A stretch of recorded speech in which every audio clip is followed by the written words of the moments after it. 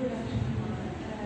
Today, the intended topic that I want to discuss here at this forum, an autoethnographic inquiry into the role of the film producer in Sri Lankan cinema.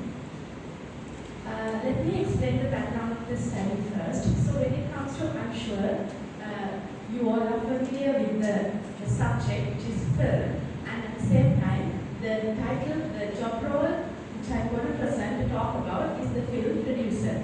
But the thing is, let's keep the academia aside. Even in general terms, in society, the producer is identified as a person who finances film.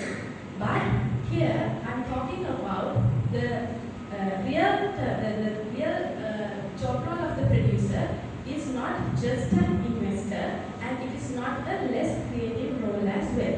And when it comes to the academia, there are very less literature devoted to this research field, specifically to talk about this job role. Because when it comes to when we consider the film as an institution, there are a lot of different job roles, and out of all the job roles, the professional title of the film producer is concerned is one of the most important job roles, which has to be there to make a film happen. And here, based on the literature, this slide explains the role of the film producer, and here you can see the job role is not about financing the film, but start from identifying ideas, working with writers, development of scripts, assembling commercially viable packages, raising finance, pre-production, shooting, and then post-production, distribution and exhibition, and marketing, which means when it comes to filmmaking, it's everything about filmmaking, not just investing for a film or putting money for a film. And based on the literature review, the role of the film producer has been widely discussed in the global literature, not in the Sri Lankan context, and very less so within the Sri Lankan context. In the global context, it has been highly emphasized the dual responsibility of the film producer, which is the artistic integrity and the financial viability as well. Here I have cited all the literature as well. And some literature has distinguishes between the different producer roles as well, because in Sri Lanka, majority, even in the academia and even in the industry, we just have just one producer who we identify as an investor. But in the global industry and even in the global literature, in the academia, there are different kind of producers, starting from the executive producer, line producer, creative producer, post-production producer, different kind of producers. And when you turn into the Sri Lankan context, very less literature has been published specifically studying the producer's job role as a, not just an investor, but as a creative role as well. But the thing is, even in the Sri Lankan context, there are some literature which are talking about the producer's role in a very limitless perspective, but not in the contemporary industry, but it was talking about the 80s, 90s, and very early stage of the cinema, especially the three books written by Mr. Verakam. And so the gap that I identified for this research, basically four research gaps: contextual gap, empirical gap, methodological gap, and the conceptual gap. So to fulfill these four gaps, the research problem that I'm addressing for this study is how the role of the film producer is understood and practiced in Sri Lanka. My objective is to explore how the role of the film producer is understood and practiced in Sri Lanka through the lived experience of the researcher, who is an industry practitioner with over 10 years of experience in Sri Lankan film industry. For this is the methodology that I adapted. Relativism as an ontological base and the interpretivism as an epistemological base. This study is an inductive, takes an inductive approach, and the strategy is autoethnography, and I'll explain the rationale why I choose this research strategy. So this is completely a qualitative study. When it comes to data collection method, the primary data was collected by observations and in-depth interviews. The sources very much descriptive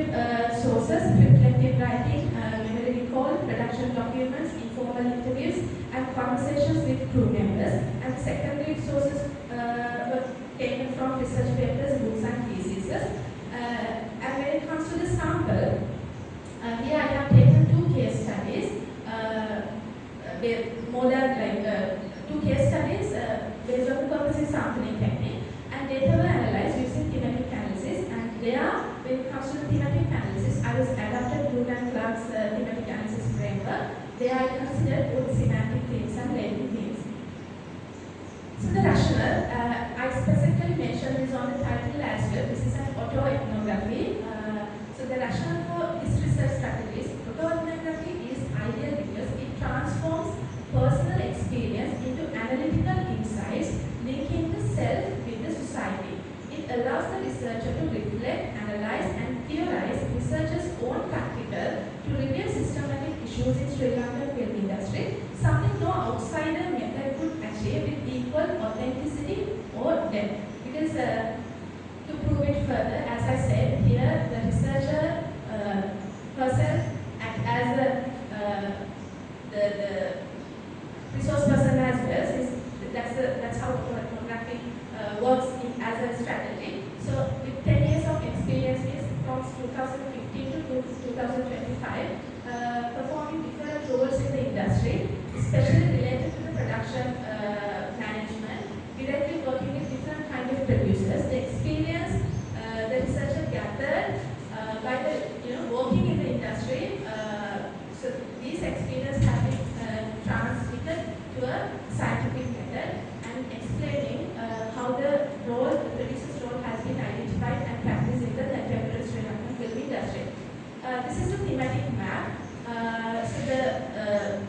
Based on the primary data, 7 themes have been identified by the researcher, and these are the codes. Under everything you can see the codes that was generated, and I'll explain each theme one by one. The first one is director-centric industry culture. So how we have identified and how we are practicing this producer's role is basically the industry is director-centric industry, which is the more power. The director has the more power and the producer has very less power. So this power imbalance is paving the way for the directors to have less inputs in the creative material.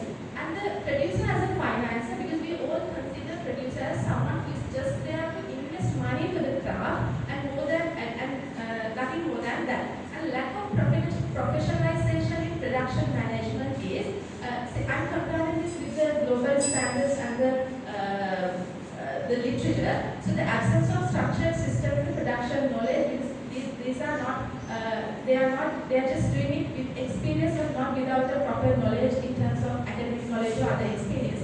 So the knowledge as a skill debate, very limited understanding of producer's role, and the cultural misconceptions and role marginalization and dispowerment of exploitation, because a lot of producers are get exploited because of this lack of knowledge.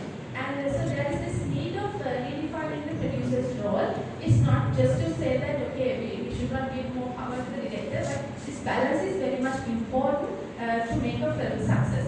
So the research revealed that the producer's role in Sri Lankan film industry is predominantly limited to the financial investments with minimal contribution and engagement in creative, technical and managerial aspect of filmmaking. Most of the time, producers are wealthy individuals, either businessmen or the politicians, who lack theoretical and practical knowledge of film production.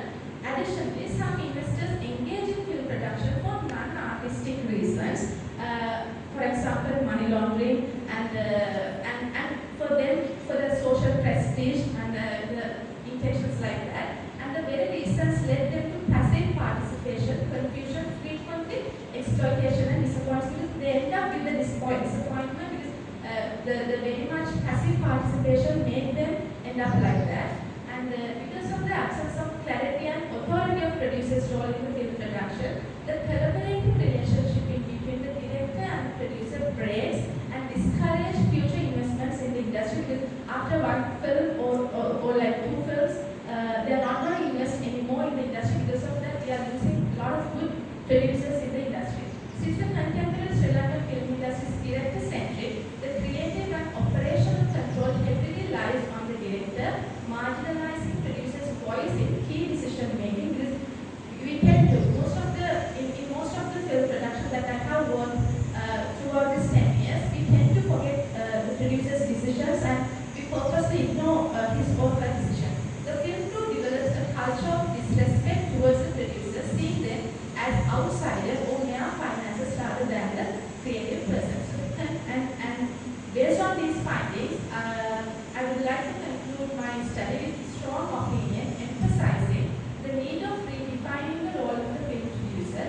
recognizing the profession not only as a funders but also as active, creative and managerial partners.